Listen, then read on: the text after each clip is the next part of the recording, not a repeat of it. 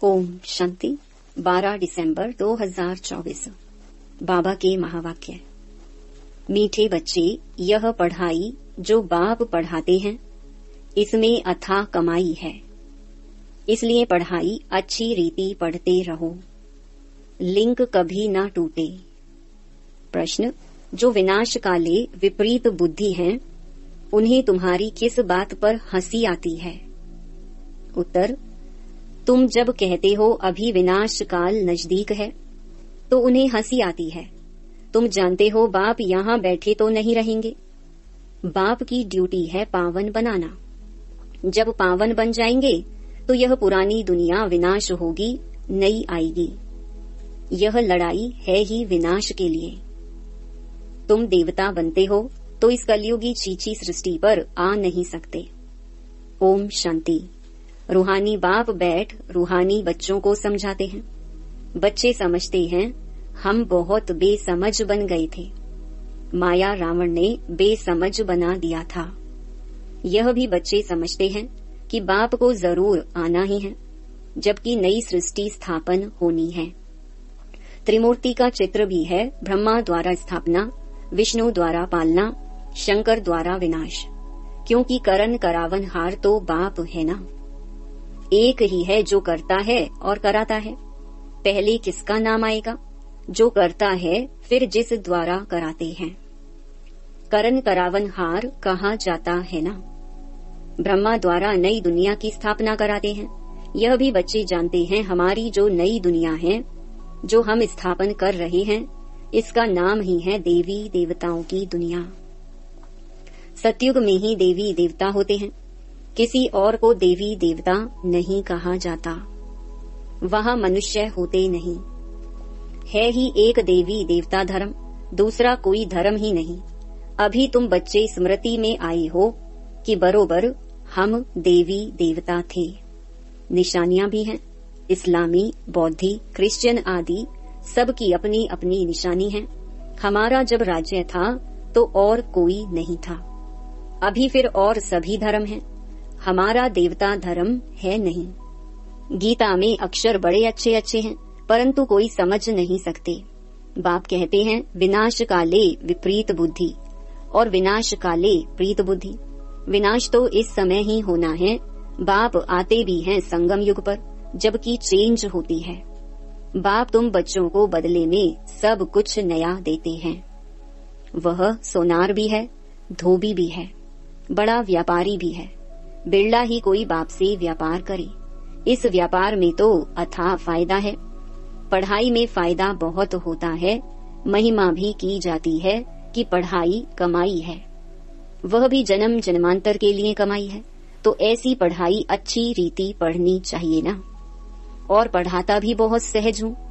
सिर्फ एक हफ्ता समझकर फिर भल कहाँ भी चले जाओ, तुम्हारे पास पढ़ाई आती रहेगी, अर्थात मुरली मिलती रहेगी, तो फिर कभी लिंक नहीं टूटेगी। यह है आत्माओं की परमात्मा के साथ लिंक। गीता में भी यह अक्षर है, विनाश काले विपरीत बुद्धि विनश्यन्ति, प्रीत बुद्धि विजयन्ति। तुम जानते हो इस समय मनुष्य एक दो को काटते मारते रहते हैं। इन जैसा क्रोध व विकार और कोई में होता नहीं। यह भी गायन है कि द्रौपदी ने पुकारा। बाप ने समझाया है तुम सब द्रौपदियां हो। भगवानुवाच, बाप कहते हैं बच्चे अब विकार में नहीं जाओ, मैं तुमको स्वर्ग में ले चलता हूँ। सिर्फ तुम मुझ बाप को याद करो। अब विनाश काल है ना, किसकी भी सुनते नहीं, लड़ते ही रहते हैं। कितना उनको कहते हैं शांत रहो, परंतु शांत रहते नहीं। अपने बच्चों आदि से बिछुड़कर लड़ाई के मैदान में जाते हैं। कितने मनुष्य मरते ही रहते हैं। मनुष्य की कोई वैल्यू नहीं। अगर वैल्यू है, महिमा है, तो इन देवी देवताओं की। अभी तुम यह बनने का पुरुषार्थ कर रहे हो। तुम्हारी महिमा वास्तव में इन देवताओं से भी जास्ती है। तुमको अभी बाप पढ़ा रहे हैं, कितनी ऊंच पढ़ाई है। पढ़ने वाले बहुत जन्मों के अंत में बिल्कुल ही तमो प्रधान हैं। मैं तो सदैव सतो प्रधान ही हूँ। बाप कहते हैं मैं तुम बच्चों का ओबीडियंट सर्वेंट बनकर आया हूँ। विचार करो, हम कितने छीछी बन गए हैं। बाप ही हमको वाह वाह बनाते हैं। भगवान बैठ मनुष्यों को पढ़ाकर कितना ऊंच बनाते हैं। बाप खुद कहते हैं, मैं बहुत जन्मों के अंत में तुम सबको तमो प्रधान से सतो प्रधान बनाने आया हूँ। अभी तुमको पढ़ा रहा हूँ। बाप कहते हैं, मैंने तुमको स्वर्गवासी बनाया, फिर तुम नरकवासी कैसे बने, किसने बनाया? गायन भी है, विनाश काले विपरीत बुद्धि विनश्यंती प्रीत बुद्धि विजयंती।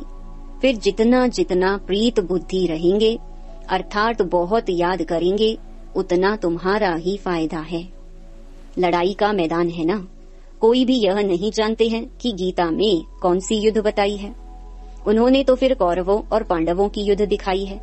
कौरव संप्रदाय पांडव संप्रदाय भी हैं, परंतु युद्ध तो कोई है नहीं। पांडव उनको कहा जाता है जो बाप को जानते हैं, बाप से प्रीत बुद्धि है। कौरव उनको कहा जाता है जो बाप से विपरीत बुद्धि है। अक्षर तो बहुत अच्छे अच्छे समझने लायक हैं। अभी है संगम युग। तुम बच्चे जानते हो, नई दुनिया की स्थापना हो रही है। बुद्धि से काम लेना है। अभी दुनिया कितनी बड़ी है, सतयुग में कितने थोड़े मनुष्य होंगे। छोटा झाड़ होगा ना, वह झाड़ फिर बड़ा होता है। मनुष्य सृष्टि रूपी यह उल्टा झाड़ कैसे है, यह भी कोई समझते नहीं है। इनको कल्प वृक्ष भी कहा जाता है। वृक्ष का नॉलेज भी चाहिए ना। और वृक्षों का नॉलेज तो बहुत बहुत इजी है, झट बता देंगे। इस वृक्ष का नॉलेज भी ऐसा इजी है, परंतु यह है ह्यूमन वृक्ष। मनुष्यों को अपने वृक्ष का पता ही नहीं पड़ता है। कहते भी हैं गॉड इज क्रिएटर, तो जरूर चैतन्य है ना। बाप सत है, चैतन्य है, ज्ञान का सागर है। उनमें कौन सा ज्ञान है, यह भी कोई नहीं समझते हैं। बाप ही बीज रूप चैतन्य है, उनसे ही सारी रचना होती है। तो बाप बैठ समझाते हैं, मनुष्यों को अपने झाड़ का पता नहीं है। और झाड़ों को तो अच्छी रीति जानते हैं। झाड़ का बीज अगर चैतन्य होता तो बतलाता ना, परंतु वह तो है जड़। तो अब तुम बच्चे ही रचता और रचना के राज को जानते हो। यह सत्य है, चैतन्य है, ज्ञान का सागर है। चैतन्य में तो बातचीत कर सकते हैं ना। मनुष्य का तन सबसे ऊंच अमूल्य गाया गया है। इनका मूल्य कथन नहीं कर सकते। बाप आकर आत्माओं को समझाते हैं, तुम रूप भी हो, बसंत भी हो। बाप है ज्ञान का सागर, उनसे तुमको रतन मिलते हैं। यह ज्ञान रतन है। जिन रत्नों से वह रतन भी तुमको ढेर मिल जाते हैं। लक्ष्मी नारायण के पास देखो कितने रतन हैं। हीरे जवाहरों के महलों में रहते हैं। नाम ही है स्वर्ग, जिसके तुम मालिक बनने वाले हो। कोई गरीब को अचानक बड़ी लॉटरी मिलती है तो पागल हो जाते हैं ना। बाप भी कहते हैं तुमको विश्व की बादशाही मिलती है तो माया कितना अपोजिशन करती है। तुमको आगे चल पता पड़ेगा कि माया कितने अच्छे अच्छे बच्चों को भी हप कर लेती है, एकदम खा लेती है। तुमने सर्प को देखा है मेंढक को कैसे पकड़ता है, जैसे गज को ग्राह हप करते हैं। सर्प मेंढक को एकदम सारे का सारा हप कर लेता है। माया भी ऐसी है, बच्चों को जीते जी पकड़कर एकदम खत्म कर देती है, जो फिर कभी बाप का नाम भी नहीं लेते हैं। योग बल की ताकत तुम्हारे में बहुत कम है। सारा मदार योग बल पर है। जैसे सर्प मेढक को हप करता है, तुम बच्चे भी सारी बादशाही को हप करते हो। सारे विश्व की बादशाही तुम सेकंड में ले लेंगे। बाप कितना सहज युक्ति बताते हैं, कोई हथियार आदि नहीं। बाप ज्ञान योग के अस्त्र शस्त्र देते हैं, उन्होंने फिर स्थूल हथियार आदि दे दिए हैं। तुम बच्चे इस समय कहते हो हम क्या से क्या बन गए थे। जो चाहे सो कहो, हम ऐसे थे जरूर। भल थे तो मनुष्य ही, परंतु गुण और अवगुण तो होते हैं ना। देवताओं में दैवी गुण हैं, इसलिए उन्हों की महिमा गाते हैं। आप सर्व गुण संपन्न, हम निर्गुण हारे में कोई गुण नहीं। इस समय सारी दुनिया ही निर्गुण है, अर्थात एक भी देवताई गुण नहीं है। बाप जो गुण सिखलाने वाला है उनको ही नहीं जानते, इसलिए कहा जाता विनाश काले विपरीत बुद्धि। अब विनाश तो होना ही है संगम युग पर। जबकि पुरानी दुनिया विनाश होती है और नई दुनिया स्थापन होती है। इनको कहा जाता है विनाश काल। यह है अंतिम विनाश, फिर आधा कल्प कोई लड़ाई आदि होती ही नहीं। मनुष्यों को कुछ भी पता नहीं है, विनाश काले विपरीत बुद्धि है, तो जरूर पुरानी दुनिया का विनाश होगा ना। इस पुरानी दुनिया में कितनी आपदाएं हैं, मरते ही रहते हैं। बाप इस समय की हालत बतलाते हैं। फर्क तो बहुत है ना। आज भारत का यह हाल है, कल भारत क्या होगा। आज यह है, कल तुम कहाँ होंगे। तुम जानते हो पहले नई दुनिया कितनी छोटी थी। वहाँ तो महलों में कितने हीरे जवाहर आदि होते हैं। भक्ति मार्ग में भी तुम्हारा मंदिर कोई कम थोड़ी होता है। सिर्फ कोई एक सोमनाथ का मंदिर थोड़ी होगा। एक कोई बनाएगा तो उनको देख और भी बनाएंगे। एक सोमनाथ मंदिर से ही कितना लूटा है। फिर बैठ अपना यादगार बनाया है तो दीवारों में पत्थर आदि लगाते हैं। इन पत्थरों की क्या वैल्यू होगी। इतने छोटे से हीरे का भी कितना दाम है। बाबा जौहरी था, एक रत्ती का हीरा होता था 90 रुपया रत्ती। अभी तो उसकी कीमत हजारों रुपया है, मिलते भी नहीं। बहुत वैल्यू बढ़ गई है। इस समय विलायत आदि तरफ धन बहुत है, परंतु सतयुग के आगे यह कुछ भी नहीं है। अब बाप कहते हैं विनाश काले विपरीत बुद्धि है। तुम कहते हो विनाश समीप है, तो मनुष्य हंसते हैं। बाप कहते हैं मैं कितना समय बैठा रहूंगा, मुझे कोई यहाँ मजा आता है क्या। मैं तो न सुखी न दुखी होता हूँ। मेरे ऊपर ड्यूटी है पावन बनाने की। तुम यह थे, अब यह बन गए हो, फिर तुमको ऐसा ऊंच बनाता हूँ। तुम जानते हो हम फिर वह बनने वाले हैं। अब तुमको यह समझ आई है, हम इस दैवी घराने के भांति थे। राजाई थी, फिर ऐसे अपनी राजाई गंवाई, फिर और आने लगे। अब यह चक्कर पूरा होता है। अभी तुम समझते हो लाखों वर्ष की तो बात ही नहीं है। यह लड़ाई है ही विनाश की। उस तरफ तो बहुत आराम से मरेंगे, कोई तकलीफ नहीं होगी। हॉस्पिटल्स आदि ही नहीं होंगे।